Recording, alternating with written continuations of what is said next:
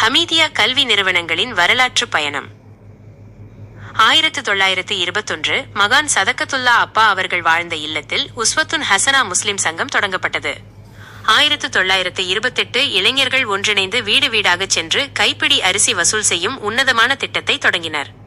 1931 உஸ்வத்துன் ஹசனா முஸ்லிம் சங்கம் அதிகாரப்பூர்வமாக பதிவு செய்யப்பட்டது. முதல் காரியதர்சி ஜனாப் PSM ஷெய்கு சதக்கு தம்பி மரைக்காயர். 1934 கைப்பிடி அரிசி திட்டத்தின் மூலம் கிடைத்த நிதியை கொண்டு மதரசத்துல் ஹமீதியா அரபு கல்வி மையமும் தொடக்கப்பள்ளியும் ஆரம்பிக்கப்பட்டது. 1944 மரியாதைக்குரிய KTM ஹுசைன் ஹாஜியார் மற்றும் ஊர் பெரியோர்களின் பெருமுயற்சியால் ஹமீதியா மேல்நிலைப்பள்ளி அன்றைய உயர்நிலைப்பள்ளி தொடங்கப்பட்டது. 1972 அரசு வசம் சென்ற பள்ளியை உஸ்வத்துன் ஹசனா முஸ்லிம் சங்கத்தின் தீவிர முயற்சியால் மீண்டும் மீட்டெடுத்த வரலாற்று சிறப்புமிக்க ஆண்டு.